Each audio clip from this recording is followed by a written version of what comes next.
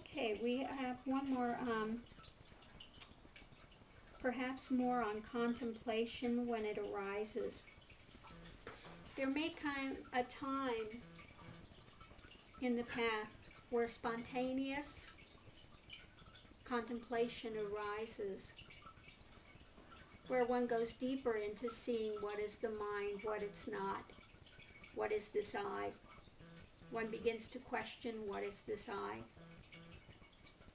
And we don't do who am I until this spontaneously arises, what is this I? Or what is mind? And you see it goes from nothing to nothing. So at some point in the path you may be jogged into a deeper contemplation of things. When this happens, you just go with that. But you don't try to artificially put it in place. Okay, because then it's just intellectual. And when this happens, it's not an intellectual surface process. It's something that's very deep that starts to come up naturally along the way. Did you also have this at one time? Did you also have that at one time? What? The spontaneous contemplation? Yeah. It arose toward the end there, where it was it all of a sudden that arose, and then at the very end there was when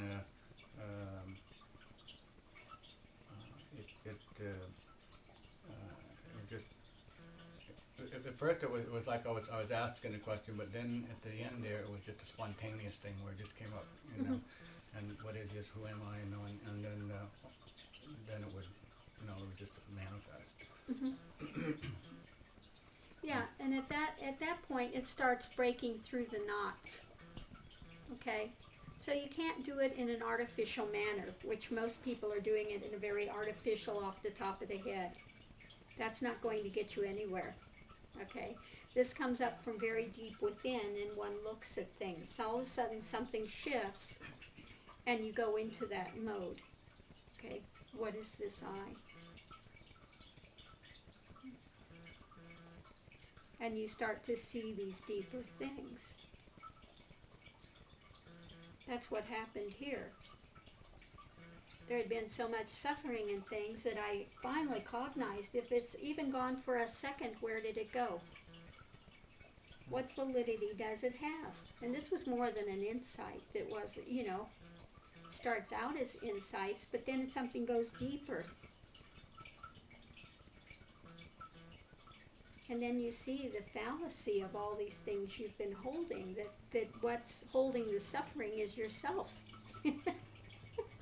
You keep re-victimizing yourself. Okay?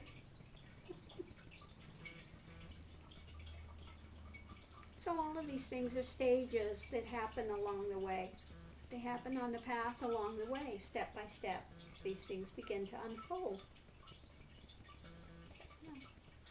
So we just have to stick with it.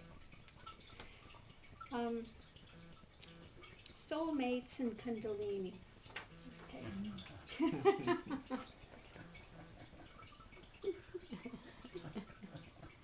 I don't believe in soulmates. Okay.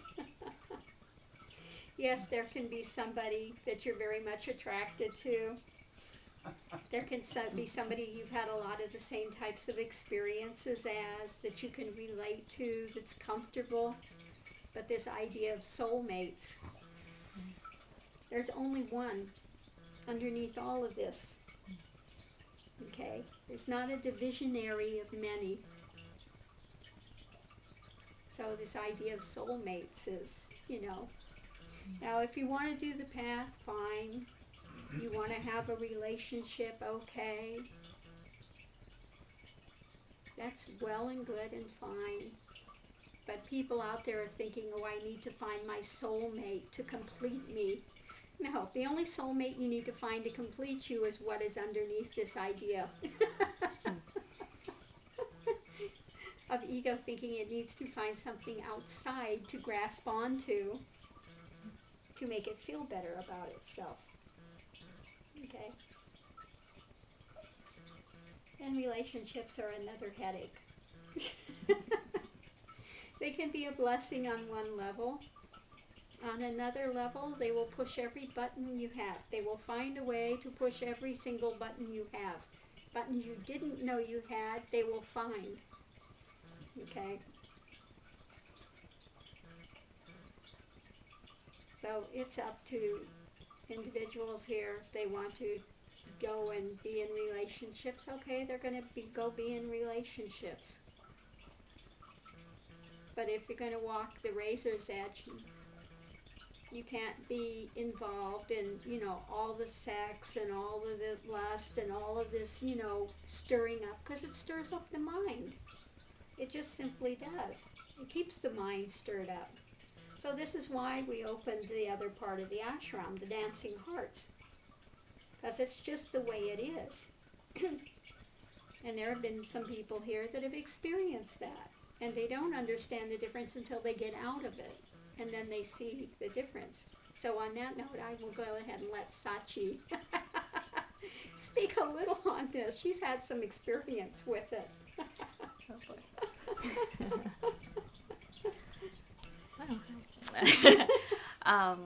Yeah, I was in a marriage, and my ex-husband, was on the path, and he actually was activated. His Kundalini was activated, and then he activated me.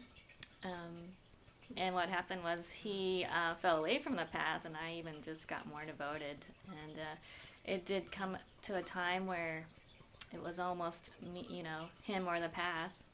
And I just, it was easy. I'm not an easy answer, but I just knew in my heart that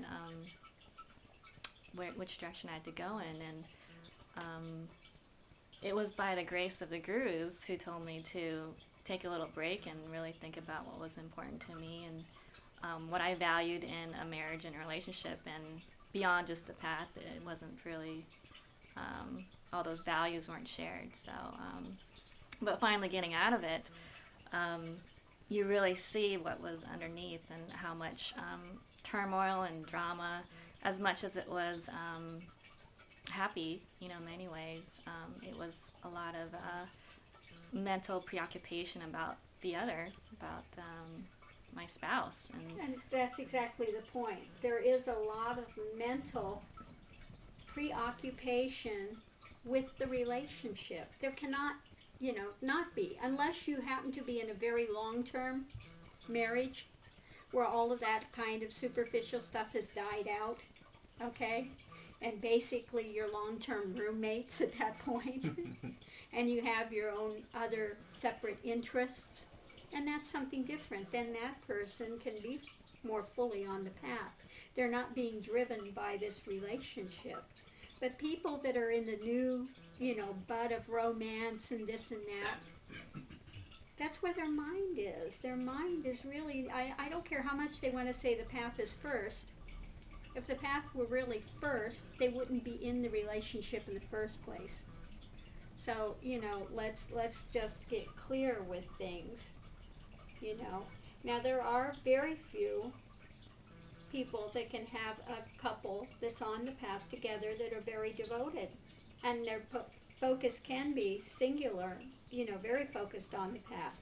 But that's rare. That's very rare. It's very rare. So, once again, it depends on where you're at. We have people, and they'll be on the path, and then the significant other, their partner, gets threatened by the path.